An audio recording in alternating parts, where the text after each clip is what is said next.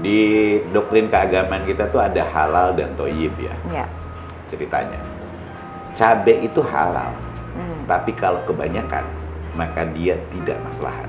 Oke. Sakit perut dan lain sebagainya. Mengeksploitasi alam itu mubah, boleh, tetapi kalau berlebihan, maka itu tidak baik. Jadi, apapun yang kita konsumsi, mau real food, mau many proses. Ini juga many proses. Dari mulai nanam, masih pupuk, dan lain sebagainya.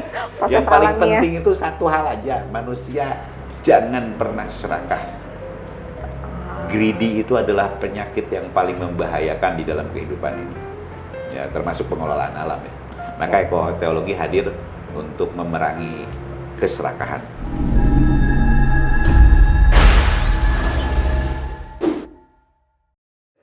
Halo sahabat religi, selamat datang di BBB, Bebas Bicara Baik, podcast Badan Moderasi Beragama dan Pengembangan Sumber Daya Manusia yang penuh canda, tapi juga syarat makna.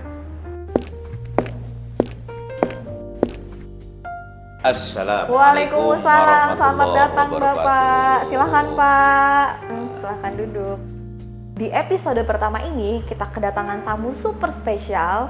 Beliau adalah guru besar, pimpinan kita tercinta, juga ahli soal hubungan harmonis antara alam dan manusia. Iya, betul sekali, Kepala Badan Moderasi Beragama dan Pengembangan Sumber Daya Manusia Kementerian Agama, Profesor Muhammad Ali Ramdhani. Assalamualaikum Bapak. Ini di episode pertama ini saya mau tanya dulu sebelum kita mulai semuanya. Iya. Bapak sukanya teh hangat, kopi, atau jus Pak? Kopi. Kopi, wah cering, langsung ada Pak, mantap, silahkan Pak. Ini ciri podcast yang terskenario dengan baik. Oh iya. Atau pemahaman dari Bayu ke saya yang baik, gitu aja. Iya Pak, karena Garut juga terkenal dengan kopinya yang enak ya Pak ya. Betul. Mantap. Baik Pak, ini kita ngobrol-ngobrol nih. Kita pingin tahu kenalan lebih dekat lagi dengan Bapak. Oke. Apalagi kan Bapak ini baru belum sampai 1 tahun ya Pak ya. Belum ya. Di Baru 7 bulanan Badan lah. Moderasi, hitungan bulan. Baik, karena ini lagi musim CPNS nih Pak. Ya. Waktu Bapak jadi CPNS dulu, apa Bapak pernah ngerasa grogi sih kayak anak-anak CPNS sekarang? Kalau ditanya kan datang ke sini, aduh aku takut Mbak grogi. Bapak dulu gimana nih pengalaman CPNS-nya Pak?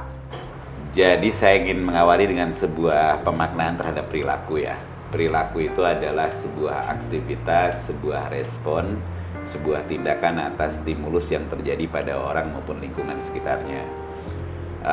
Kegugupan itu boleh jadi terjadi akibat dari stimulus dari dirinya yang tidak cukup memiliki kepercayaan diri atau tidak cukup mempersiapkan diri menghadapi sebuah kenyataan sosial tertentu, atau respon dari orang lain yang stimulusnya terlalu keras. Keras ini bisa jadi dari pandangan mata, ekspektasi yang berlebihan dan lain sebagainya yang kemudian menciptakan orang gugup. Kegugupan itu sesuatu hal yang biasa dan saya kira normal terjadi di setiap orang ya. Tetapi kegugupan itu bisa dikurangi dengan paling tidak persiapan diri. Persiapan diri itu hal yang sederhana ya. Ada sebuah pomeo yang menyebut bahwa kalau Anda hidup tanpa persiapan, siaplah pulang menanggung malu, katanya. Wah. Begitu. Ngeri kali. Nah, persiapan itu bisa dimulai dengan aktivitas pagi. Siapapun akan gugup menghadapi siapapun ya, kalau dia tidak siap secara fisik. Misalnya lupa mandi, lupa sikat gigi, dia akan gugup gitu ya. Atau stimulus dari orang lain yang berlebihan. Misalnya tatapan mata atau perintah-perintah yang di luar ekspektasi menciptakan orang nervous. Jadi sebetulnya kalau apakah saya itu nervous dulunya atau tidak, tergantung. Apakah dulu saya mengalami stimulus dari diri yang tidak cukup memadai untuk menghadapi sebuah fakta realitas kehidupan, atau stimulus dari atasan lingkungan yang terlalu menekan. Dan saya kira wajar kalau dalam titik tertentu orang gugup, orang tidak gugup, tergantung dari bagaimana dia menangani setiap fakta-fakta dinamika kehidupan itu aja. Wah, Jadi luar pertanyaannya biasa. jangan pernah gugup atau tidak gugup, karena gugup itu normal-normal saja. Jadi manusiawi ya Pak ya. Teramat sangat manusiawi. Bayu gugup ketemu saya juga wajar. Deg-degan. Apalagi ketemu kamera, itu ngeri. Iya benar. Ada tekanan khusus. Betul. Pak, ini kan kita lagi bahas soal CPNS nih. Kalau Bapak boleh cerita, perjalanan Bapak dari akhirnya memutuskan menjadi PNS tuh gimana sih? Oh, ceritanya sangat panjang. Podcast ini kalau dibatasi hanya 20-30 menit, ceritanya bisa memakan 2 hari 2 malam. Yang pertama bahwa ini adalah takdir. Tentu saya terima ini sebagai sebuah takdir, tetapi juga tidak lepas dari ikhtiar. Dulu saya adalah seorang yang pernah berpikir tidak memilih abdi negara, PNS, sebagai bagian dari pola hidup saya, pekerjaan hidup saya, karena saya diamanahi oleh keluarga besar terutama untuk mengelola lembaga pendidikan. Nah, tapi kemudian ada panggilan dari orang tua yang pada prinsipnya juga sama tendensinya, bahwa mengabdi di ruang pendidikan tidak harus di tempat sendiri, tetapi bisa meluaskan aktivitas kita pada tempat-tempat yang lain yang membutuhkan status sebagai PNS. Maka saya memulai karir saya itu di tempat perguruan tinggi yang didirikan oleh almarhum kakek saya. Jadi setelah lulus S1, karena waktu itu dosen boleh S1 ya. Saya bekerja di tempat kakek ya, tempat yang didirikan oleh kakek.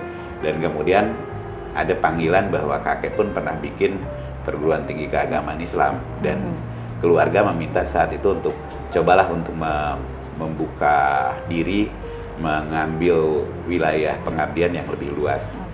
Dan dinamikanya tidak terjadi semudah apa yang dipikirkan oleh orang, boleh jadi ya.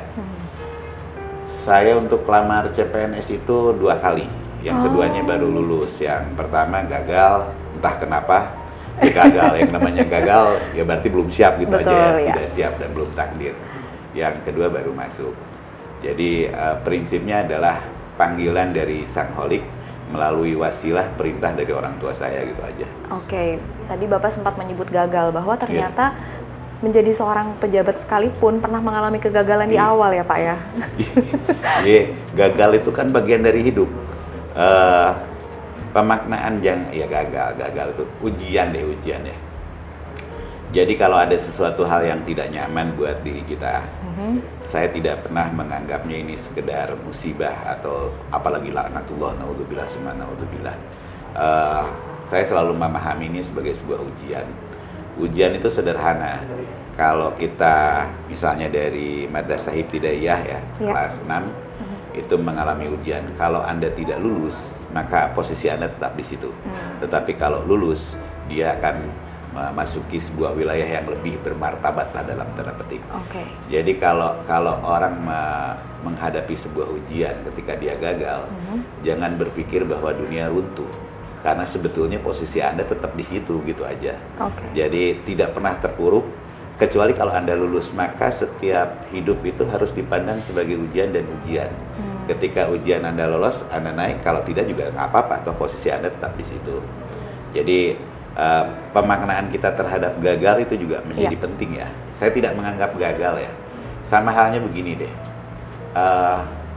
Kalau di judul lagu enakan, semuanya indah pada akhirnya. Asik.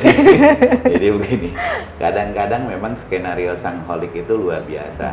Boleh jadi kalau saya masuk pada fase awal, itu dinamika yang terjadi pada hidup saya tidak seperti ini. Saya selalu ingat dengan apa yang pernah disampaikan, gagasan pikiran tentang gagal dan berhasil yang dilakukan oleh Thomas Alva Edison. Thomas Alva Edison itu adalah orang yang menemukan lampu pijar ya. Konon katanya, kalau salah angkanya ya saya mohon maklum aja, karena saya tidak tengah ngomong angka tetapi pemaknaan. Jadi Thomas Alva Edison itu dia melakukan percobaan katakanlah ya, ke 1350 baru ketemu lampu pijar yang nyalanya sempurna. Lalu apa yang terjadi dengan 1349 percobaan sebelumnya? Ketika saya tanya, lalu apa yang terjadi dengan 1349? Banyak orang yang bilang itu adalah penelitian yang gagal. Loh enggak, itu adalah penelitian yang berhasil menemukan komponen-komponen yang tidak cocok untuk menjadi lampu pijar. Jadi setiap langkah kita itu sebetulnya jangan-jangan keberhasilan karena kita tidak tahu ya apa yang terjadi dengan masa depan. Hal-hal yang tidak nyaman di diri kita itu boleh dimaknai sebagai sebuah keberhasilan atau cara dari Sang Holik untuk menolong kita.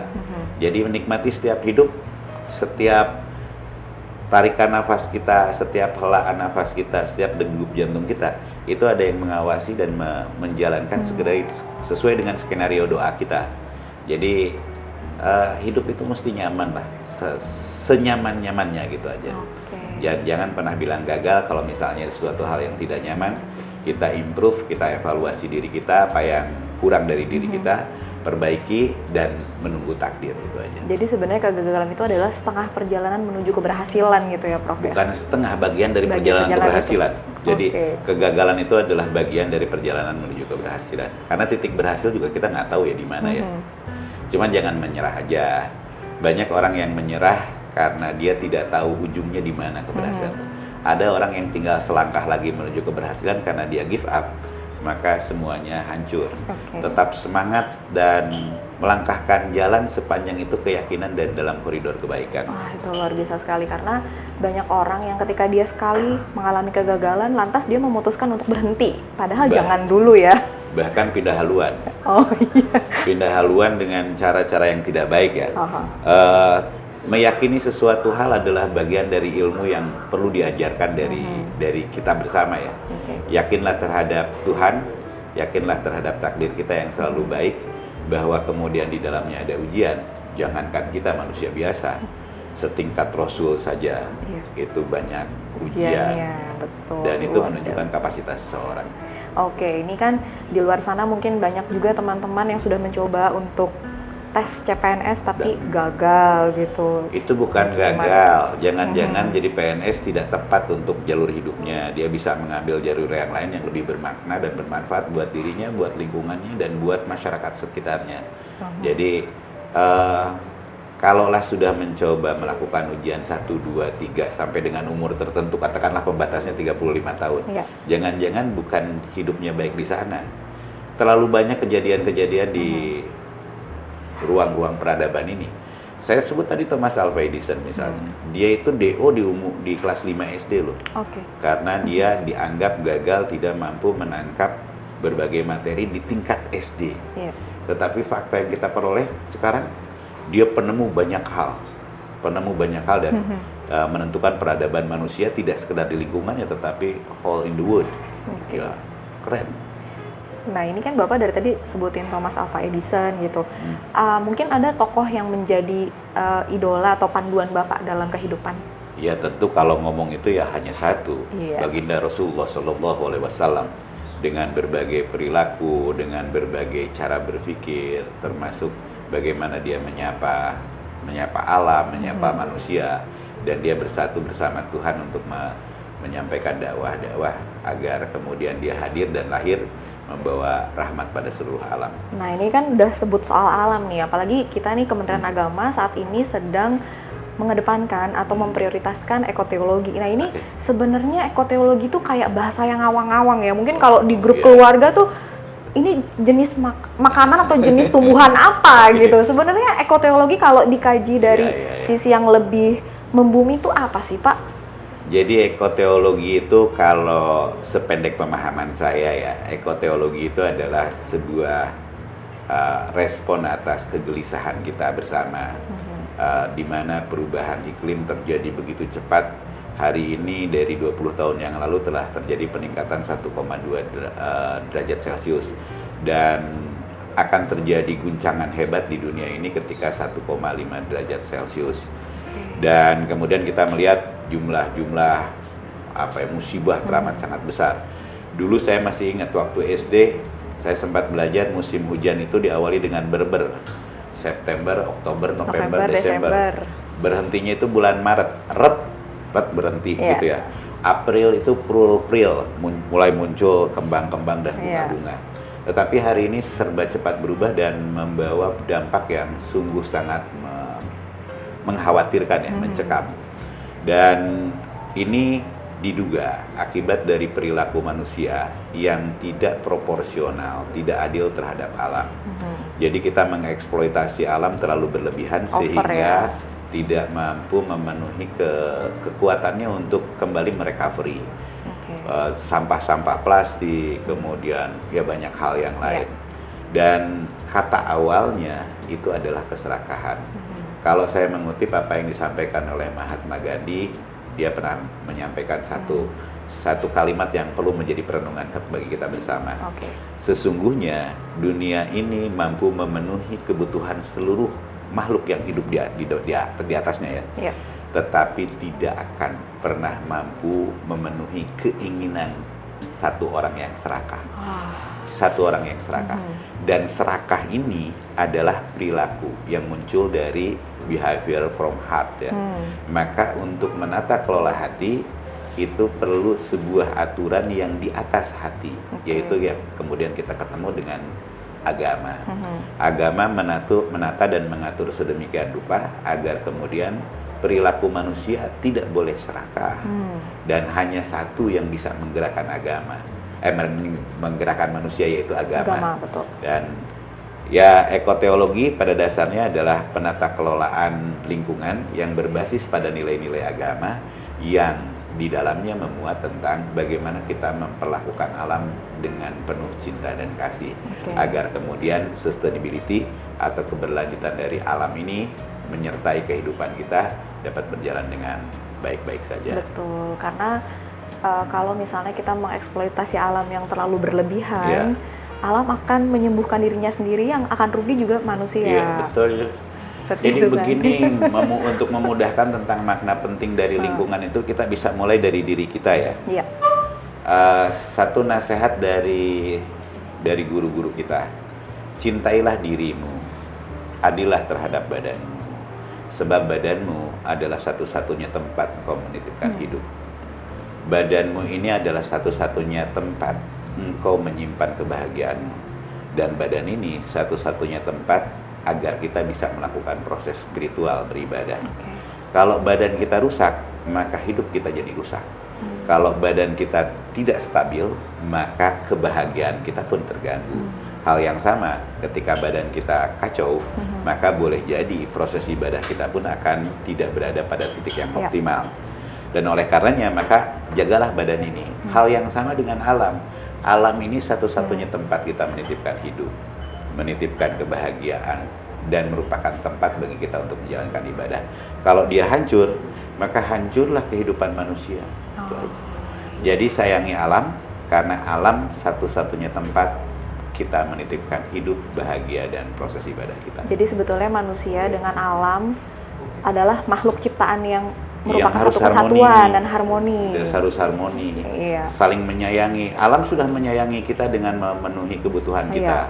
Dia menyediakan pangan buat kita, dia menyediakan udara buat kita. Masa kita tidak sayang pada makhluk yang menyayangi kita? Sayangi alam itu seperti kita menyayangi diri kita sendiri, tubuh kita sendiri gitu ya, Pak ya. Betul.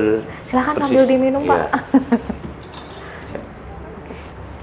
Kita sambil ngobrol aja ya, Pak ya. Iya.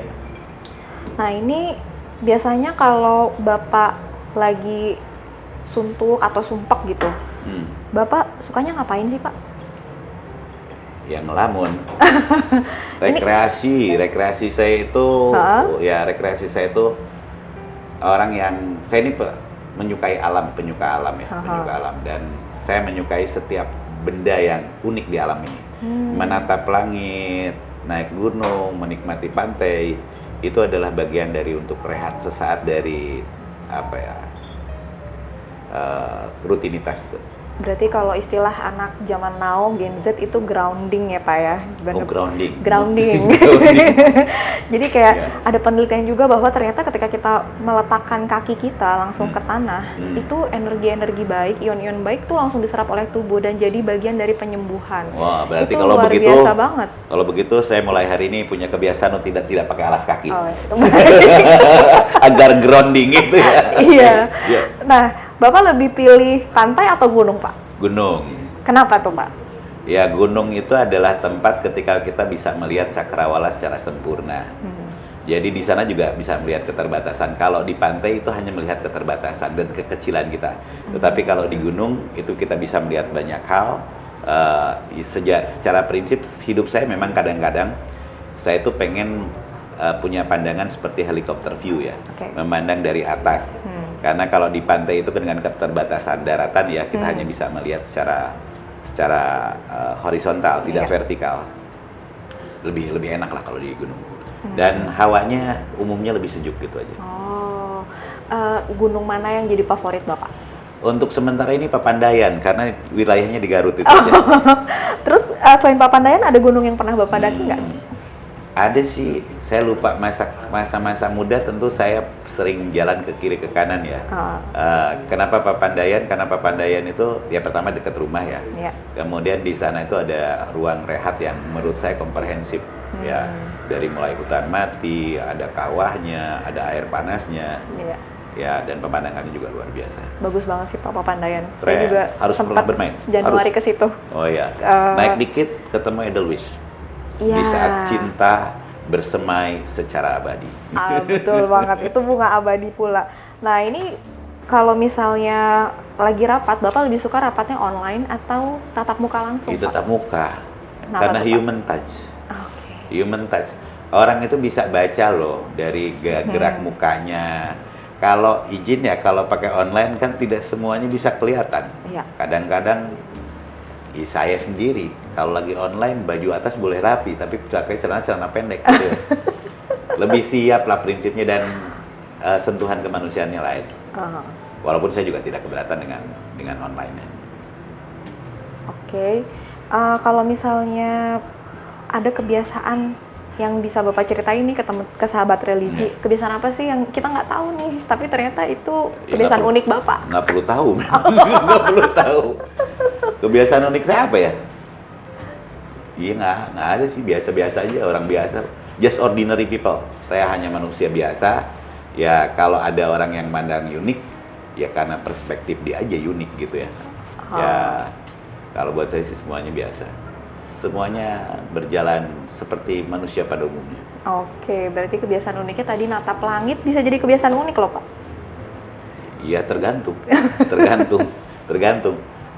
Tergantung orang sih, kan persepsi orang itu aneh ya unik-unik aja.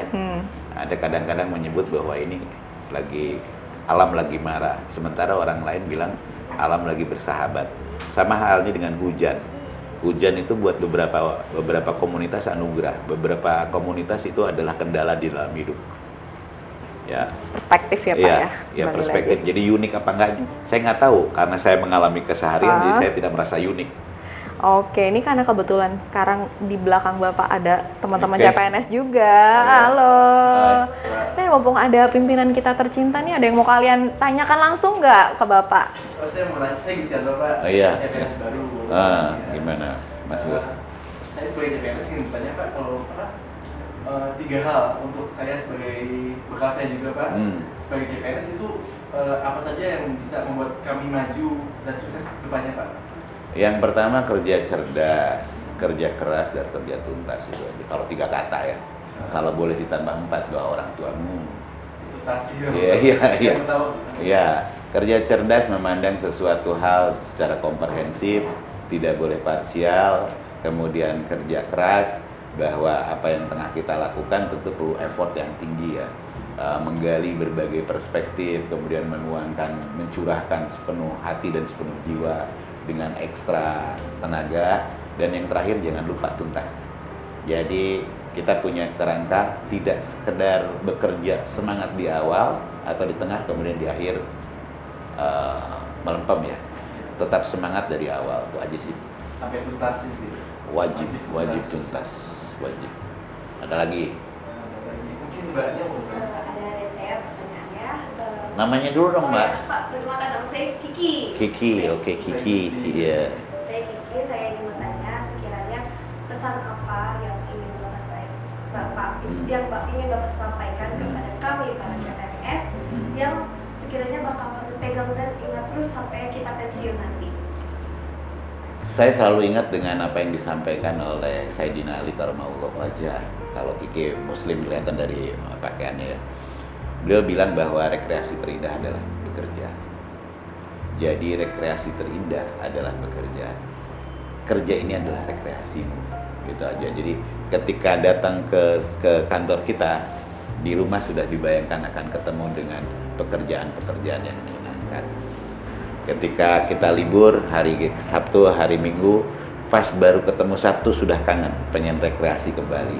Jadi sama halnya ketika kita memandang pekerjaan kita rekreasi, kita selalu merindukan, mendambakan, dan mengharapkan bekerja untuk memberikan pemaknaan terhadap diri kita, lingkungan kita, dan lembaga yang kita cintai, Kementerian Agama. Iya, Oke. seneng kalau ketemu dengan CPNS kayak begini. Iya. Ngelihat semangatnya, ngelihat kepercayaan dirinya. Masih grogi lagi Pak. It's life. Itulah hidup. Itulah hidup. Nikmati aja. Iya. Pak, ini selama sekitar hampir 8 bulan Bapak di Oke. BMBPSDM, kesan apa sih yang pertama kali Bapak rasakan, atau mungkin ada momen lucu apa yang terjadi selama Bapak memimpin di sini? Kalau kesan ya tentu dunia baru ya, dunia baru buat saya karena saya bekerja, tapi sebenarnya baru-baru amat karena saya kan bekerja juga di bidang pendidikan pada fase awal ya. Cuman di sini tuh dunia birokrasinya sedikit berbeda dan lebih operasional dibanding dengan eselon 1 yang lain ya, lebih di kebijakan ya. Kalau di sini lebih operasional sehingga memahami masalah kadang-kadang sangat detail kalau di sini. Bahkan person per person. Kalau hal yang lucu, lagi-lagi saya bilang ya, bahwa yang lucu itu tergantung perspektif sih. Ada orang yang marah-marah kita bilang lucu loh. Ya, ada orang ya hidup itu kan bagaimana kita mempersepsikan diri kita. Yang paling enak buat diri saya ya, itu selalu menertawakan diri sendiri, jangan menertawakan orang lain. Karena orang lain kalau ditertawakan boleh jadi marah, tapi menertawakan diri sendiri itu sesuatu yang menyenangkan. Di situ ada refleksi, di situ ada perbaikan dan lain sebagainya. Keep your smile, because your smile is beautiful, gitu aja. Lagi pula senyum kan ibadah ya Pak ya? Iya, sodakoh itu. Luar biasa banget. Nah ini kalau misalnya BMBPSDM itu dianalogikan sebagai sebuah keluarga, Oke.